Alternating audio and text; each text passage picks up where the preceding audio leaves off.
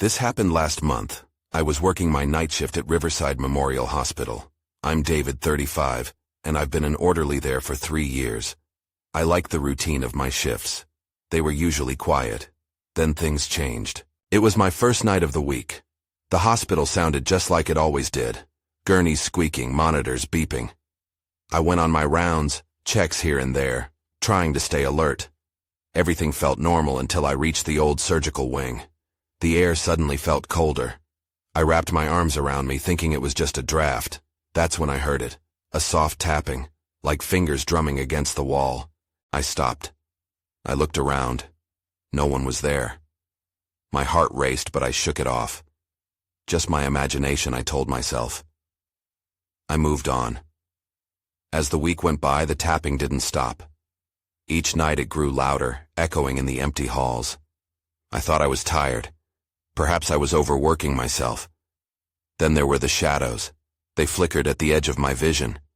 I'd turn quickly, and they'd be gone. One night, I even heard a child giggle.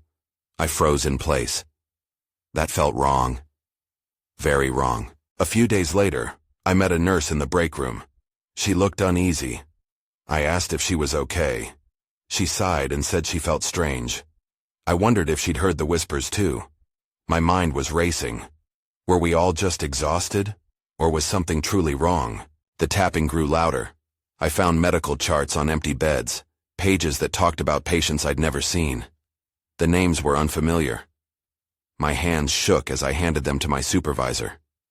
She looked at me like I was crazy, but I wasn't. I could feel something was off. I wanted to laugh, but it wasn't funny. The final night was a nightmare. The tapping became frantic. I felt like I was suffocating. I turned down the hall and saw a shadow. It was tall, standing still, staring right at me. I blinked, and it was gone. I thought about those charts and the giggle. I wanted to bolt from the hospital, but I stayed rooted in place. I just wanted some answers. Then, just as I turned to leave the surgical wing, I heard someone whisper my name. My blood went cold. I whipped around, but the hallway was empty. I could feel the air thickening, wrapping around me. I felt like I'd fallen into a dream I couldn't wake from. I shook my head and stepped forward. The tapping escalated like a frantic heartbeat, and for just a moment, as I stood there, I thought I saw that shadow again. It shifted, its form flickering in the dim light. I didn't know what to do. All I wanted to do was get out. But the hospital was my life. Even now I can't explain what happened. I still work those night shifts. I still hear the tapping. Every night I wonder if I'll find the answers. The next week rolled around and I braced myself for another shift. I felt more alert, but that didn't help the gnawing sense of dread. I couldn't shake the feeling something was watching me from the shadows, waiting for the right moment to make its presence known. As I walked through the familiar corridor, my footsteps echoed louder than usual. I couldn't help but glance around, half expecting to see that tall shadow materialize again. The images of flickering lights and mysterious whispers haunted me. The tapping was still there, a constant reminder that I wasn't alone. I made my way back to the old surgical wing. This time I felt a pull, almost like curiosity mixed with fear. The moment I stepped inside, I hesitated. I could hear the tapping again, but it was different this time. It was more urgent. My heart raced as I ventured further in.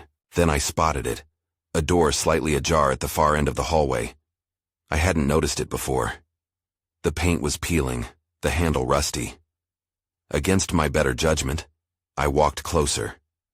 The tapping grew louder, almost beckoning me. As I reached for the door, the giggle soared across the air again. It was clear, bright, and chilling all at once. I froze. My mind raced. What child would be here at this hour? The hospital was supposed to be empty, a shell of what it once was, yet the echo of that laughter felt so real. I pushed the door open, heart pounding in my chest. Inside was a room filled with dust-covered surgical equipment, ancient and forgotten. I took a step inside, blinking at the darkness.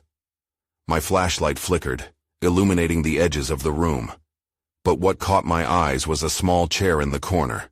It looked oddly out of place. Beside it lay a worn-out teddy bear, its button eyes gazing vacantly. I knew that bear. Its faded fabric and stitching. It belonged to a young girl, Lily. She had been a patient years ago, long before I started working there. I felt a chill creep over me as I knelt down to pick it up. At that moment, everything went silent. The tapping stopped. The laughter faded. It felt like the hospital was holding its breath, but then I heard it. A whisper, barely audible. "Help me." My skin prickled. I dropped the bear and stumbled back, nearly knocking over a tray of old medical tools. I turned to flee, but something behind me made me stop. It was the shadow, looming larger than before. I didn't dare to look back but ran down the hallway, my pulse echoing in my ears. I burst through the doors of the surgical wing and slammed them shut. I leaned against them, gasping, my mind racing. What did I just see? Who was there? And why was the bear in that room? I didn't have answers, but I knew I had to go back. Something dark was lingering in that hospital, and it felt far from finished with me. As I caught my breath, a thought knocked against my mind like urgent tapping. Maybe the answers were not in running away, but in facing whatever was waiting for me. That night, the tapping returned, louder than ever, almost demanding. I took a deep breath. I had to choose. Stay hidden in fear or uncover the truth of the whispers and the shadows that tormented me.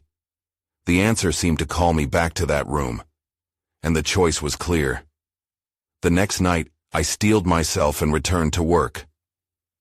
The hospital felt different, charged with a strange energy.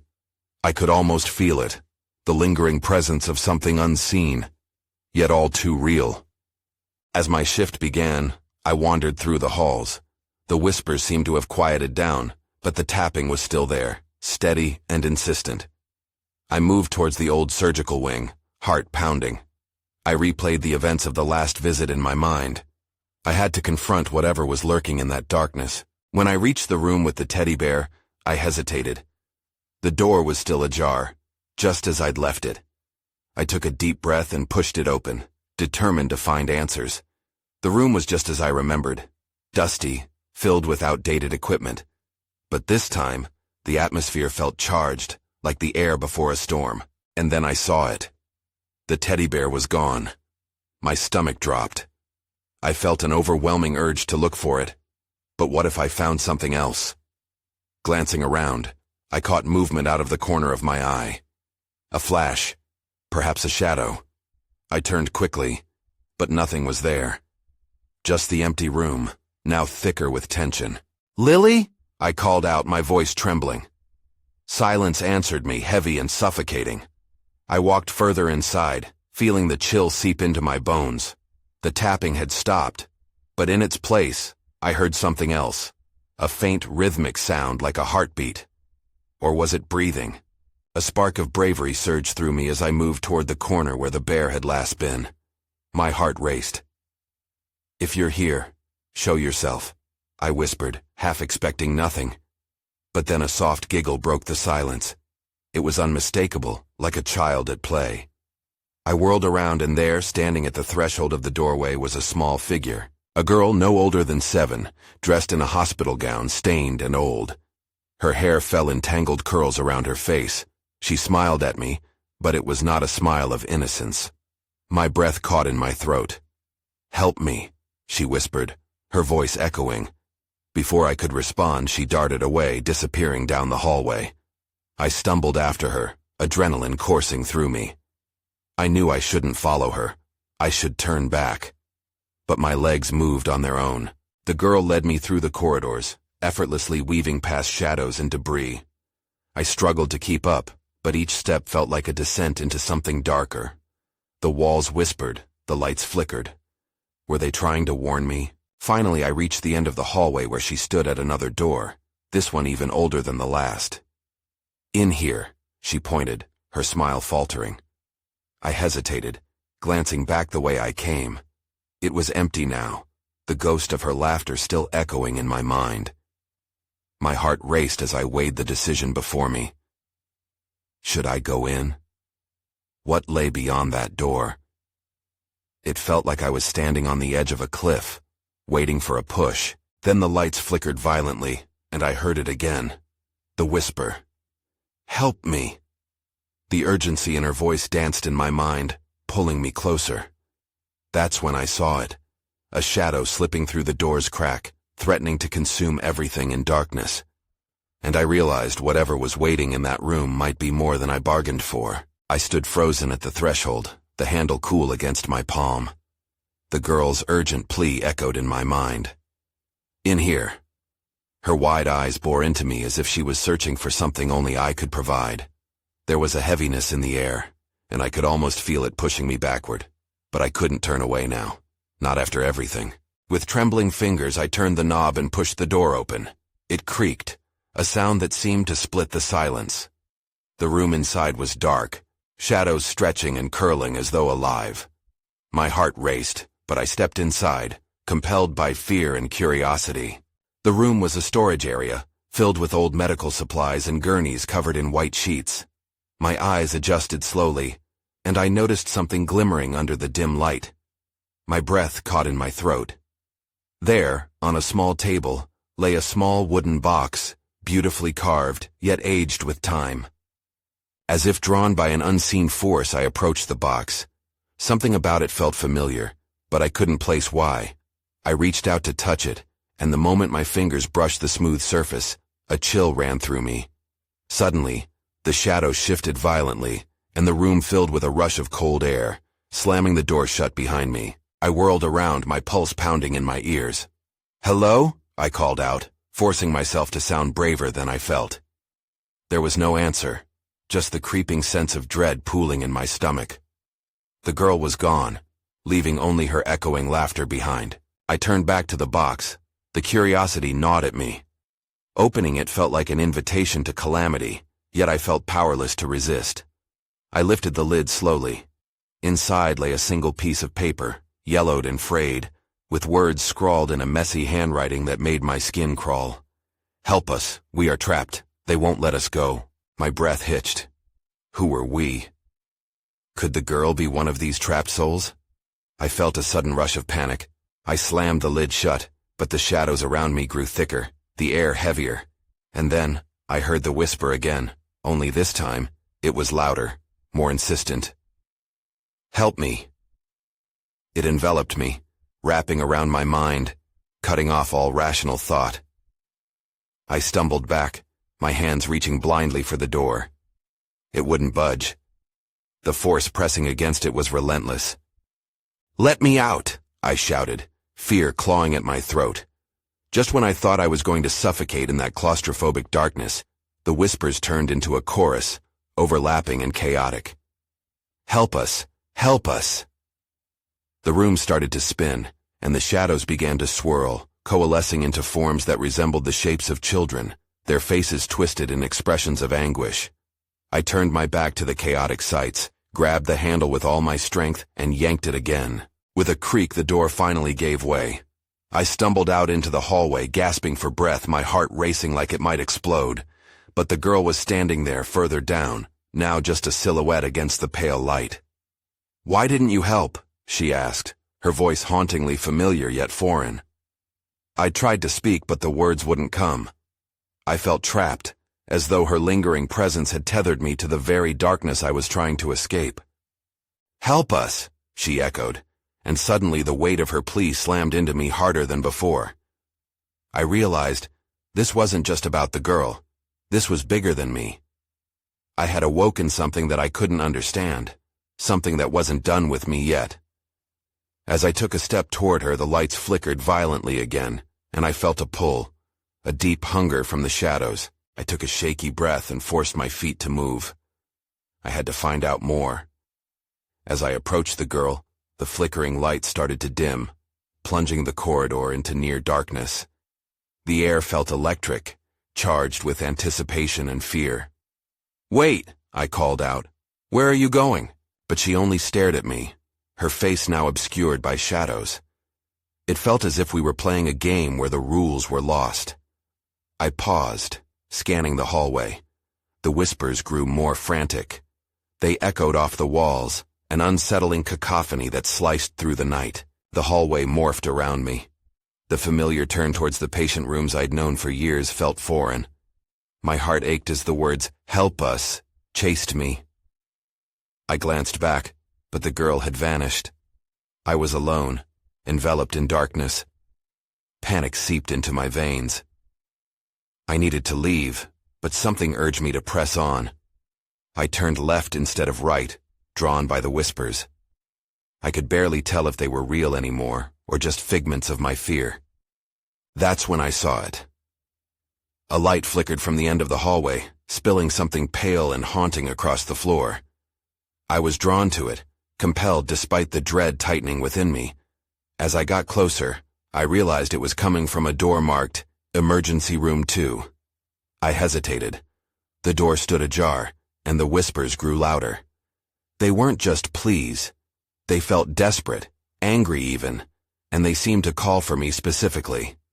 I pushed the door open. Inside, the room was surprisingly tidy. Monitors blinked with idle lights and medical equipment stood neatly in its place. But that wasn't what caught my attention. In the middle of the room was a gurney. It was covered in a pristine white sheet, except for a corner that was thrown back, revealing two small objects. Dolls. One was a little girl with frayed hair and a soft smile. The other, a boy with hollowed eyes and an eerie grin. Their presence sent chills crashing through me. I stepped forward, drawn to the dolls, but then something caught my eye. Just below the gurney, I saw a glimpse of something shiny reflected in the dim light. I crouched down to take a closer look. My breath caught again as I picked it up. It was a locket. My fingers trembled as I opened it. Inside was a picture of the girl I had seen. She looked so different, much younger, and standing beside a boy who could have been her twin. Beneath the pictures, the inscription read, "Forever bound." Together in darkness. Suddenly, the lights above me flickered violently, and a low growl emanated from the shadows. I whipped my head back, expecting to see the girl, but she was nowhere in sight. Instead, the room filled with swirling darkness, spiraling out from the corners and reaching hungrily toward me. Something lunged from the blackness, and I stumbled back, colliding with the gurney. The dolls tipped over, their glassy eyes boring into me, and the whispers turned to cries. "Help us!" they shouted in a chorus. The room began to spin, and I felt a force pulling me deeper into the chaos. Then, just as suddenly, it all stopped. I was left gasping for breath, sweat trickling down my forehead, the locket clutched tightly in my hand. I needed answers. I had to find the girl again. There was no other choice. I stumbled back from the gurney, still reeling from the darkness that had engulfed me. The locket felt heavy in my palm, a reminder of the girl and the secrets buried in this hospital. I needed to know what happened to her, but I was terrified of what I might uncover. Just then, the lights flickered back to life, illuminating the sterile room. The dolls lay face down now, as if someone had deliberately turned them over. I quickly set them upright, my heart racing. With a sense of urgency, I darted back into the hallway. The whispers still tugged at the edges of my mind, but now they felt different. They were almost mocking. I pressed on, convinced that the girl had to be nearby. I made my way toward the nursing station, hoping to find someone who could shed light on this situation. The night shift nurse was usually there at this hour. As I approached, a chill prickled the back of my neck. The station was dark and empty. A sense of wrongness washed over me. "Hello?" I called out softly, my voice echoing eerily in the silence. No answer. I peered behind the desks, but I was alone again. Just as I started to turn away, I noticed a piece of paper on the floor. It was a patient report, crumpled and stained. I picked it up and read the name at the top, Mia Dawson. My heart raced. It was her. The girl from the hallway, the one from the locket. The report detailed her admittance after an incident involving her twin brother. They had both been hospitalized for a tragic accident that claimed their parents' lives. They were together, forever bound, as the locket said. But what did it mean for me? Before I could think further, a loud thud resonated from the room next to me. It startled me, and I instinctively turned toward the noise. The door stood ajar, creaking slightly even though the air felt still. I stepped forward cautiously, curiosity battling my fear. As I entered the room, the temperature dropped. I could see my breath in front of me. The lights flickered again and I spotted movement in the corner. A shadowy figure. The girl. She stood there, clutching the boy's doll, her eyes wide with despair. "Please help us," she begged, her voice barely a whisper, barely audible over the growing cacophony of the whispers. "Where's your brother?" I asked, panic rising in my throat. Her gaze darted around the room, fear painting her features as she stepped back into darkness. "He's trapped. You have to find him." Suddenly, I felt an icy hand grip my ankle. I looked down to see a pale hand clutching onto me, dragging me toward the shadows. I struggled but couldn't break free. The girl's frightened face became a blur as the darkness swallowed me again. Just as I thought I would lose everything, the grip vanished. I was thrown back, landing on the cold floor of the emergency room. My heart hammered in my chest. I scrambled up, gasping for air. "What is happening?" I yelled into the silence. I ran back toward the hallway, desperate to escape this madness, but the whispers turned to screams. "Find us!" they clamored. I had to go back. I had to find her brother. I had to uncover the truth. But I could feel the shadows beckoning me back as I hesitated at the doorway, standing on the precipice of an inescapable fate. What did they want from me? And would I be able to return from the depths of this darkness one more time? I stepped back into the hallway, my pulse racing. It felt like I was walking on a tightrope above a chasm of darkness. This place had a way of making the familiar feel foreign. I looked around, trying to gather my thoughts, but the whispers had become an unyielding roar. It was almost as if the walls were alive, urging me to move. The girl had said her brother was trapped. But trapped where? The question gnawed at me as I moved deeper into the corridor. I had to find a way to reach them, to understand what had happened. My mind raced, imagining endless possibilities. Their accident, their time here, and now their desperate calls for help. I stared at the hospital rooms lining the corridor. Each door felt like a gateway to another secret. But which one held the answers I needed? I approached the first door, marked Pediatric Ward. It creaked open without resistance, and I stepped inside. It felt colder here, almost suffocatingly so. The room was filled with medical equipment, even toys scattered across the floor. It seemed abandoned, but still somehow alive. My eyes caught a glimmer, a reflection of light on the floor. I moved closer and found a small silver key. It sparkled faintly, almost beckoning me to pick it up. I hesitated, but the weight of the locket in my pocket compelled me. As I grasped the key in my palm, I felt a rush of warmth, a peculiar contrast to the chill in the air. But I barely had time to register the change before another thud echoed, this time louder and more urgent. It came from the adjacent room. Against my better judgment, I felt pulled toward it. I stepped out of the pediatric ward, the whispers growing frantic around me. "Help them! Help us!" they echoed, filling my head. The door was slightly ajar, and as I pushed it open, another wave of cold washed over me. Inside, a dim light illuminated the space, revealing an empty bed. A single medical chart fluttered on the ground, coming to rest against my shoe. I bent to retrieve it, and the name made my breath catch. Ethan Dawson, Mia's twin. Suddenly the lights flickered violently, plunging me into darkness for a heartbeat before flashing back on. And then I saw him.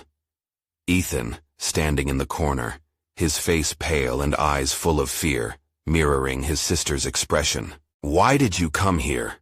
he hissed, his voice strained. "You shouldn't be here." "Where are you?" I asked, my voice shaking. "What do you want from me?" He took a step closer, and for a moment, I thought I could reach him. But just then, the room warped. Shadows swirled around me. Panic flooded my senses as I fought to see through the dark. Without warning, the girl's voice rose above the chaos. "He's not safe! Get out!" Then everything went dark again. My surroundings twisted and morphed, and I felt disoriented. I gripped the key tightly, willing it to help ground me. But that fledgling sense of security slipped away, and I knew only one thing.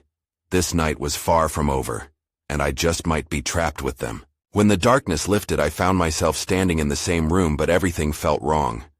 The walls seemed to pulse, as if they were breathing, and an oppressive silence enveloped me.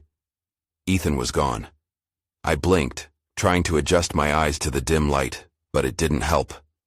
I felt the weight of the key in my palm, grounding me, reminding me I had to keep moving. I stepped out of the room, my heart racing with uncertainty. The corridor was eerily quiet now, the frantic whispers reduced to a low hum. I was alone. And yet, the sensation of being watched prickled at the back of my neck. I wandered down the hallway, glancing at the other doors. Each room loomed large, filled with memories that felt just beyond my grasp. There had to be something, some clue that could help me piece together what had happened to Mia and Ethan. Then I reached a door marked psychiatric ward. This one was different. A chill swept over me as if something sinister lay behind it. I hesitated, but curiosity pushed me through. As I stepped inside, the air felt thick and heavy. The room was dark, lit only by the faint glow of a dying light bulb. On one of the walls, I noticed a series of photographs pinned haphazardly. They showed patients from years ago, their faces twisted in expressions of fear and despair. It made my skin crawl. I angled my body toward the dim light, and as I did, something caught my eye in the corner. A figure crouched near the far wall. My breath hitched in my throat. It looked like a woman, yet she was shrouded in shadows. "What do you want?" I dared to ask, my voice barely above a whisper. Slowly, the figure turned. Her features were impossible to make out, but I felt her gaze piercing through the dimness. "You shouldn't be here. They know you're here," she said, her voice a soft echo, laden with dread. "What do you mean?" I asked, taking a hesitant step back.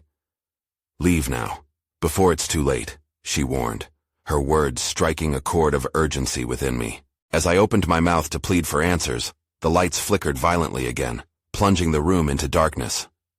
Panic surged through me. I bolted for the door, desperate for the sanity of the hallway. But when the lights returned, something was different. The layout of the hospital felt off. The corridor twisted in ways I couldn't comprehend, and I was no longer sure which way I had come. The pictures from the wall flashed back into my mind, each face telling silent stories of torment. Suddenly I heard faint footsteps. They were soft at first, growing louder, more hurried. My heart pounded as I turned to see a shadowy figure approaching. I was frozen in place, fear rooting me to the spot. Then, out of the darkness, I heard Ethan's voice again. "Why won't you listen? You have to go." Before I could react, a scream cut through the air, chilling me to the bone. I spun around, but the hallway was empty. I was alone again, with only echoes of fear swirling around me. That's when I saw it. The key in my hand was glowing. The light pulsed gently, almost alive. I stared at it, feeling its warmth against my skin, and understood one thing. Whatever I faced here, it was connected to the key. More than anything, I had to find out why. I focused on the key, willing myself to understand its purpose. It felt like a compass, guiding, calling me to move deeper into the labyrinth of the hospital. I took a deep breath and steadied myself. I had to get out of this endless corridor before whatever was lurking here found me. Following the glow, I walked forward. The walls seemed to close in around me, the air thickening with every step. I could still hear the faint echoes of laughter and cries from the rooms I passed. It was unsettling, reminding me that I wasn't alone, even if I couldn't see anyone. As I approached another door, I noticed it was different from the others. This one had a digital keypad next to it, glowing faintly with an eerie light. I felt a surge of hope. Maybe there was something behind this door that would help me piece it all together. I raised the key to the panel, and to my shock, it slid easily into the slot. The door unlocked with a soft click. I pushed it open, and the hinges squeaked, breaking the heavy silence. Inside, a dimly lit room revealed a cluttered space filled with old medical equipment and dusty files scattered across a table. A bookshelf overflowed with tattered journals, their spines cracked and yellowed with age. I stepped inside, feeling a strange pull towards the table. Among the clutter, a journal caught my eye. It lay open, and as I moved closer, I could see hastily scribbled notes. The handwriting was shaky, almost frantic. I leaned in to read. Trials. Cannot contain. Echoes. They cannot escape. I felt my heart race. What were these echoes? Was it referring to the patients or something else? I skimmed through more pages and began to piece together a twisted narrative of experiments gone wrong, discoveries made at the painful cost of human lives. Then I heard a noise from behind me, a soft rustling. My breath caught in my throat. I turned slowly, half expecting someone to be creeping up behind me, but the room remained empty. I shook my head, chastising myself for being paranoid. It was just this place, playing tricks on my mind. But just as I returned my focus to the journal, the lights flickered again. The pages of the journal began to turn as if a wind from nowhere was blowing through the room. I tried to shut it, but it was as if an unseen force was keeping it open. Words leapt out at me. The key. The truth. Find her. She knows. I stumbled backward, panic clawing at my chest. Who was her? The woman in the shadows? And why were they telling me to find her? My mind raced with questions, and the oppressive darkness thickened around me. Suddenly the door slammed shut, and a loud crash echoed behind me. I whipped around to see a shadow darting across the wall. It was fast, fluid. My heart pounded wildly as I tried to take a step towards the door, but the heavy dread held me in place. Then I felt a cold breath against my ear, whispering, "You shouldn't have come here." I spun around, ready to confront whatever was behind me, but there was nothing, just the dark corners of the room closing in. My skin prickled as I realized the key in my hand was glowing brighter now. I had to escape. There was no time to waste. I rushed towards the door, my hand reaching for the knob, but my heart sank when I found it locked tight. I glanced nervously around the room, the shadows shifting with an almost sentient awareness. The journal. There had to be something I could do with it. I turned back to it, desperate to find anything that could break the prison I was in. But as I reached for the pages again, I felt a gripping force around my wrist. And then something whispered my name. The sound echoed in the silence, the voice rich with malice and familiarity, causing every nerve in my body to go cold. I knew I had to get out now. I struggled against the grip that seemed to come from the very shadows surrounding me, tightening like a vice around my wrist. The whispers were deafening now, a chaotic swirl of voices pleading, angry and desperate. I was suffocating in their cacophony. Heart racing, I grasped the key tighter, the glow pulsing in erratic rhythms like a heartbeat resonating with my own. "Help us!" the voices cried out again, a harmonious plea that tore through the chaos. It felt like a spell, a tether, drawing me toward the journal. I had to find out about the her they were referring to. I tore my gaze from the door to the pages, desperate to fight against the darkness encroaching upon me. I flipped through the journal, desperation guiding my hands. There had to be something, some connection to the children, to break through this malevolence.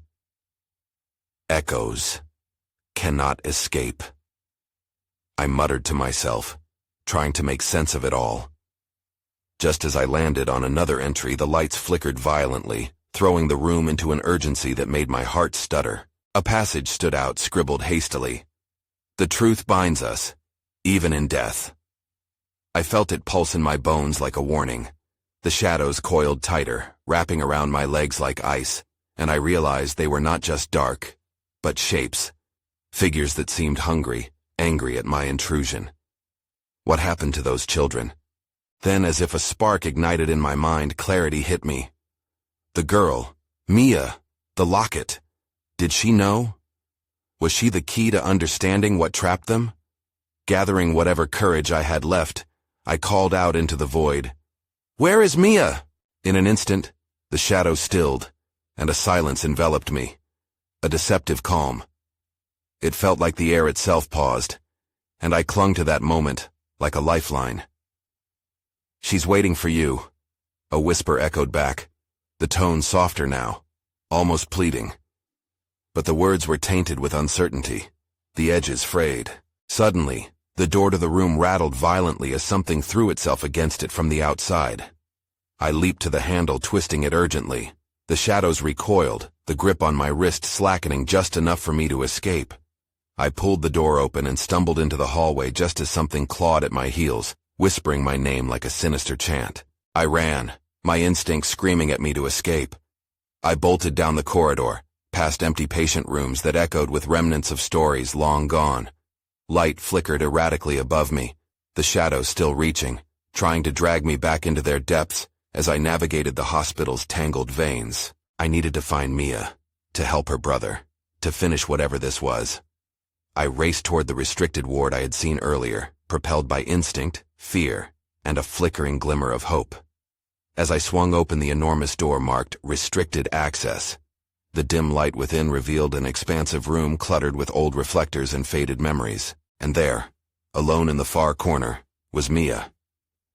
She stood by an old examination table, her small frame trembling as her eyes met mine. "You came back," she whispered, a fragile smile breaking through her fear. "What's happening?" I hurriedly asked. "Where's Ethan?" The smile faded, replaced with a shadow of sorrow. "He's trapped, like I was. You must find him. You're the only one who can help us." Without thinking, I sketched an outline of the key, feeling its warmth resonating with her words, the shadows carrying their secrets. "But how?" I stuttered, panic rising again in my chest. Mia pointed to a closet against the wall, dust swirling around it like smoke. "In there, you can set us free." Instinct drove me over to the closet, each step heavier with anticipation. I grasped the handle. But the moment I opened it, a torrent of shadows erupted, billowing out in a ravenous wave. My instincts surged, and I recognized the faces, lost, tormented souls, all calling for reprieve. "Help us! Help us!" The shadows converged around me like a vortex, wrapping around my body, tightening until I could barely breathe. But then something shifted in the room. I felt the key in my hand pulse with energy, broadcasting warmth into the shadows. The cries intensified, rippling like a storm. "Do you want to be free?" I shouted, fighting against the warping darkness. "You have to let her go." The voices transformed into a singular echo, overlapping, urgent, consuming.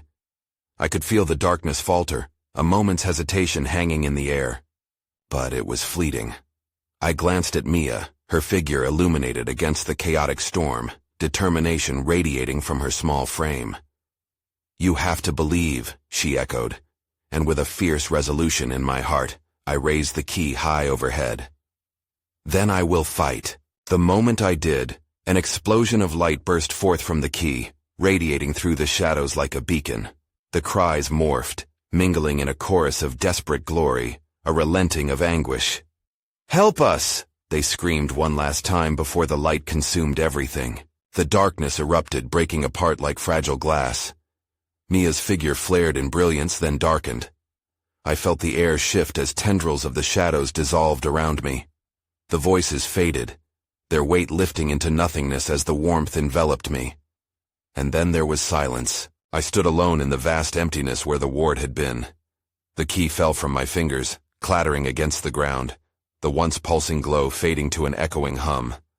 All that remained was a profound stillness, an ancient loneliness. The hospital loomed around me, its features familiar yet distorted, and as I stepped back, the haunting memories lingered.